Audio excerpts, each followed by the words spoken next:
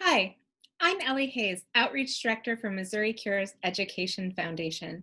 Thank you so much to Gilda's Club for inviting me here to talk with you this evening. We're going to talk about Missouri Cures and who we are and what we do, and then we're also going to talk about advocacy and making a difference in cancer research. So first, if you'll bear with me, I'm going to share my screen with you and we'll open up my PowerPoint presentation.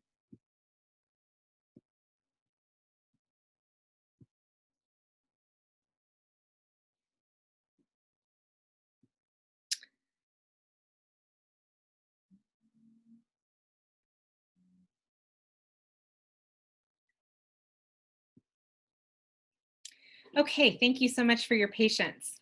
Again, this is Advocacy 101, Making a Difference in Cancer Research, and I'm Ellie Hayes.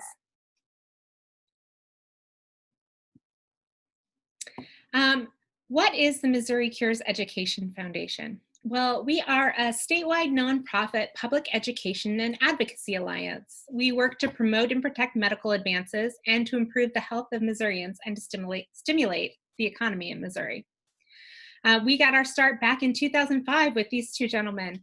We have Dr. William Danforth, the former Dr. William Danforth on the left here, and then we have the former Jim Stowers on the right. And Dr. Danforth and Mr. Stowers brought together back in 2005, came together and created the Missouri Coalition for Life-Saving Cures. Back in 2005, the Missouri legislature was considering some bills that were pretty anti-stem cell.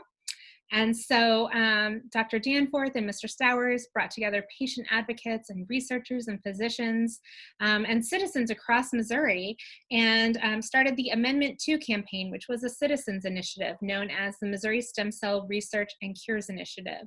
They gathered signatures across the state and gained support for protecting stem cell research in the state of Missouri.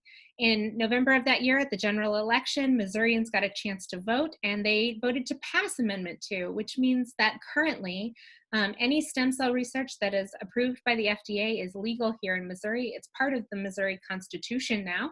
And also any stem cell therapies that are FDA approved are available to be used by patients. So that's how we got our start back in 2006 with the stem cell research campaign.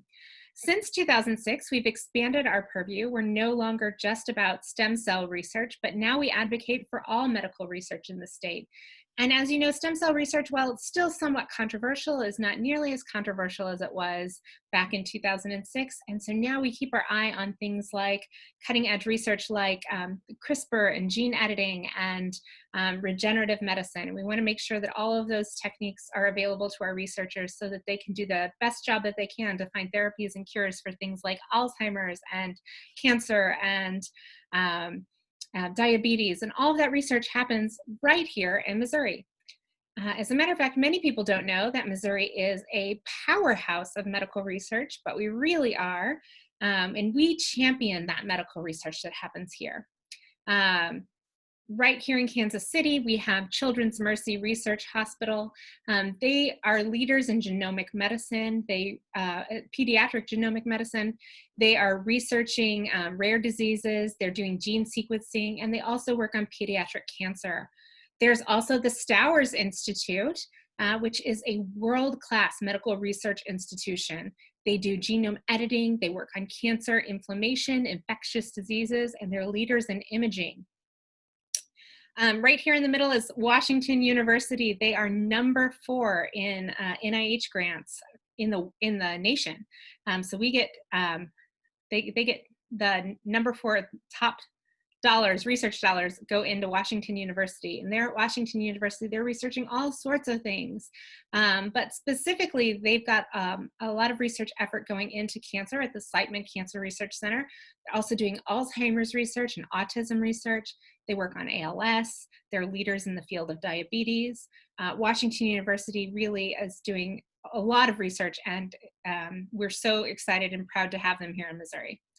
Another St. Louis institution is St. Louis University. They are leaders in vaccine research. Even before coronavirus came around, they were researching vaccines, specifically flu vaccines. But now they have switched, or they are focused on the COVID trials. They also, before coronavirus hit, they were really focused on looking at CAR T cells and immunotherapy for cancer research. In Columbia, we have the Next Gen Precision Health Institute at the University of Missouri-Columbia. It's being built currently, but they are working on precision medicine. They're bringing 4 schools of research together.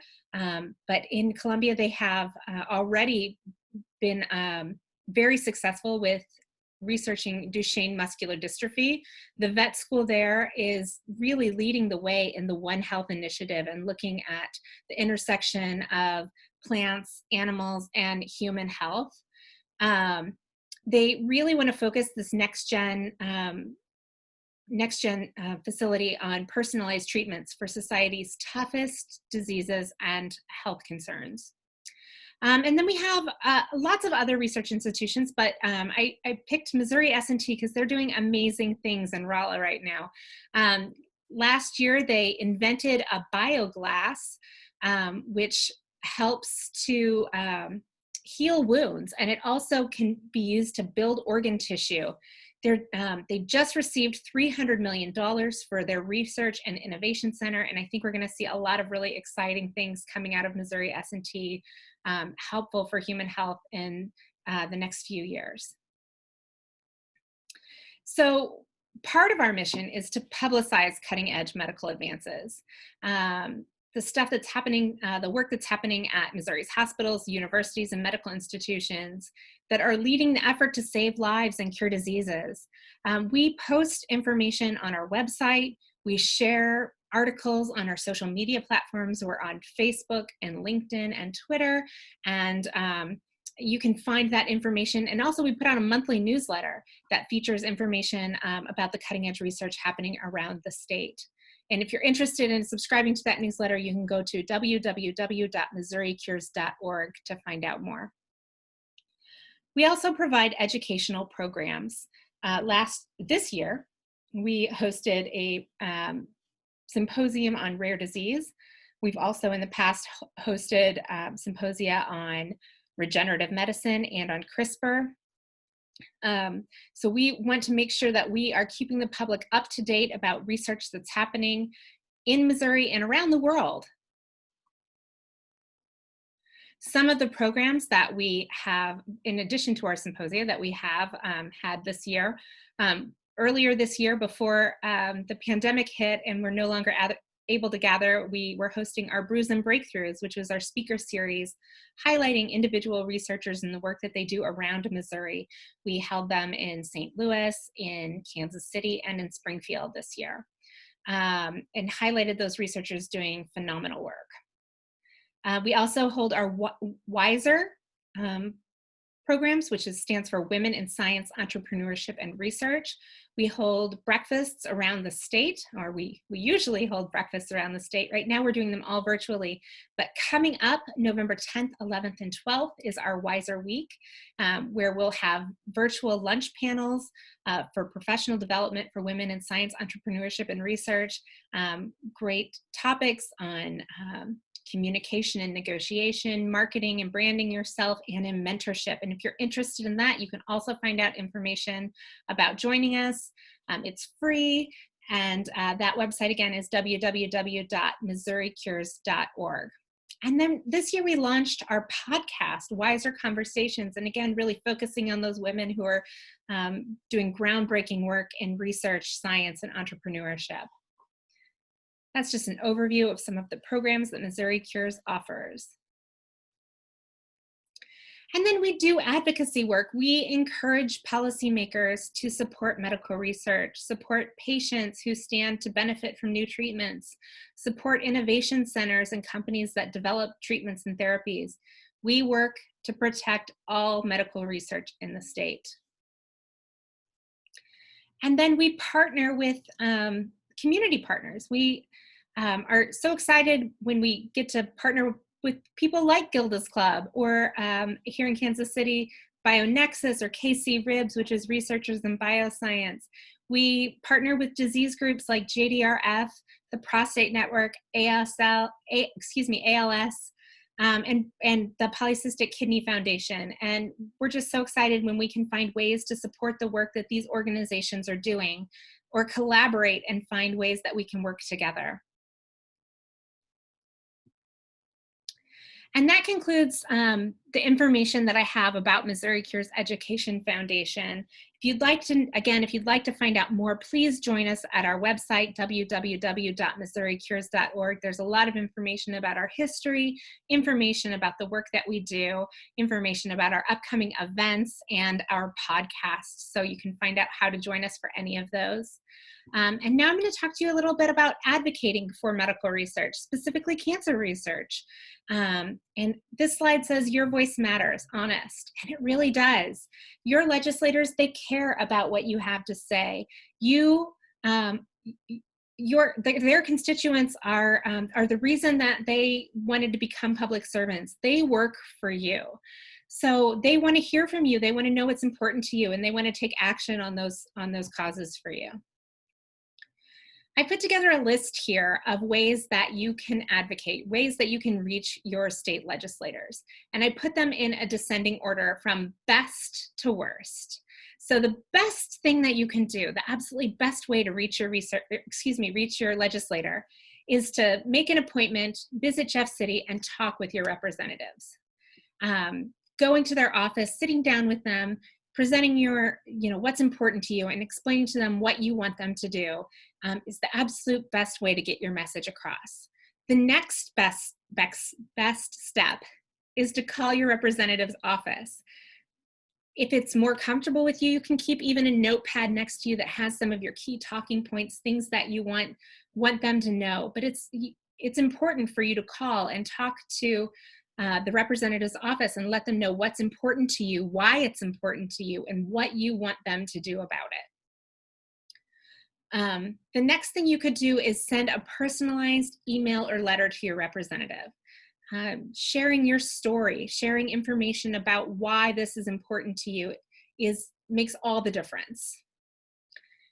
You could also sign on to a bulk email, and we've all seen those where it's enter your information here to send this email that organizations put together to put out.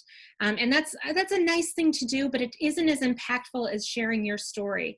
It's not as, it doesn't speak to or pull on the heartstrings as well as sharing why something's important to you when it's a form letter. You could also sign an online petition.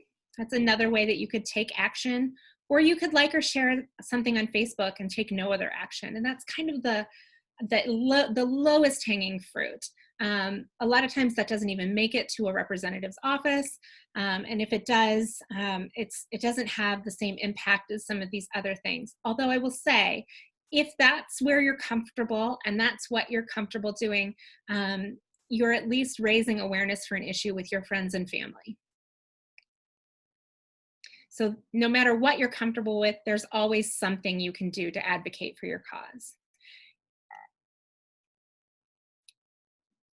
I want to talk a minute, very quickly, we'll go through this pretty quickly, about how bills become laws in Missouri. So the first thing, if you had a bill that you wanted to have passed, the very first thing you would have to do is to find a sponsor of that bill.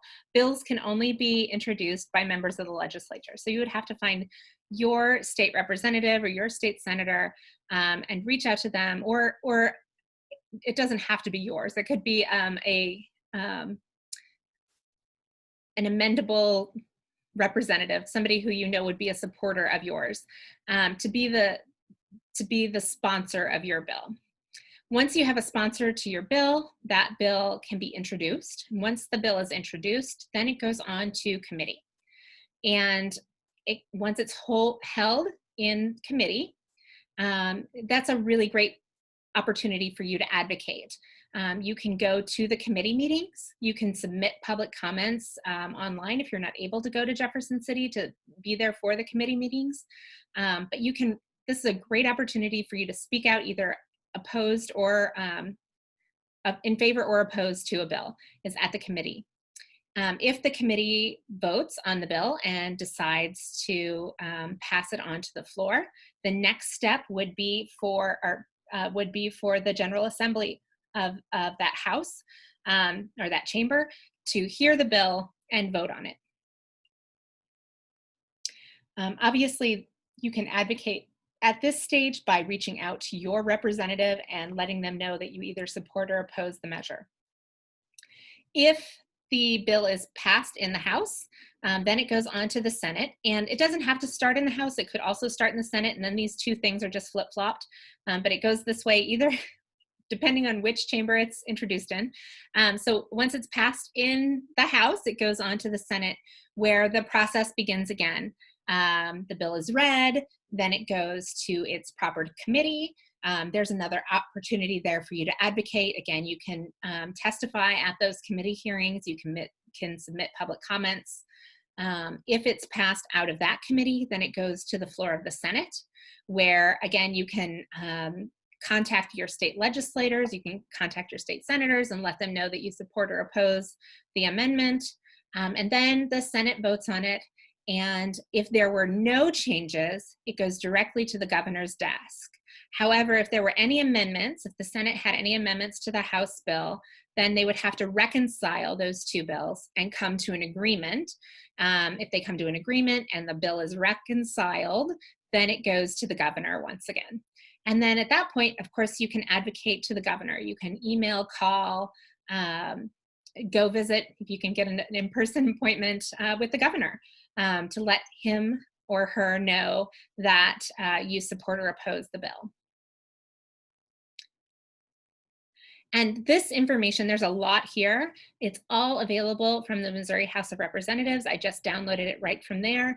So don't feel like you have to read all of these comments here. You can look this up for yourself. All this information is publicly available. Just a brief simplified process of how a bill becomes a law. First, you find a sponsor for your bill. It's introduced in the House or the Senate. It's sent to committee. It's voted on or passed. And then it's sent to the other chamber. Then it's sent to committee again. The amendments are reconciled. The governor votes on it and either signs it or vetoes it. So, however, getting a bill passed is not the only way to advocate for a cause. There are lots of things you can do to advocate. One great way to advocate is to join an organization that's similarly aligned to yours. So if you support medical research, Missouri Cures would be very happy to have you as a supporter and a volunteer. Again, you can join us at www.missouricures.org. But there are other organizations. You could join ACS CAN, which is the Cancer Action Network. You could join your specific disease, like a specific disease group that's focused on the disease that you're interested in advocating about. You can also inform and recruit your friends and neighbors to your cause. If you're very passionate about an issue and nobody else is speaking about it, go out and talk to people. Find other people that care about it. Get them to care, get them to speak out about it as well. If you're comfortable doing so, you can go and talk to community and neighborhood associations. Bring your message to the people. And if you're interested, you can also fill out the Cancer Experience Registry form for Gilda's Club. I know they'd be happy to have your input and information on that as they help to advocate on your behalf. So those are kind of the ways that that one can advocate for advancement in cancer research. And finally, I did want to just talk to you very briefly about clinical trials available to you. If you, again, go to our website, missouricures.org, you'll find a drop-down box for clinical trials. This is a great resource. We have links to, and it says it right here at the bottom of the slide, clinicaltrials.gov, which is a great place for you to go and find nationally research that's happening. But we also have the Washington University Clinical Trial Database and other information available for you. So if you're interested in finding a clinical trial, this is a great resource for you. And I just want to thank you so much for spending some time with me this evening and learning a little bit about advocacy and learning about Missouri Cures and the work that we do. We really appreciate your time tonight. And I'd like to once again thank Gilda's Club for having me and allowing me this opportunity to speak with you. Thank you so much, and I hope you have a great night.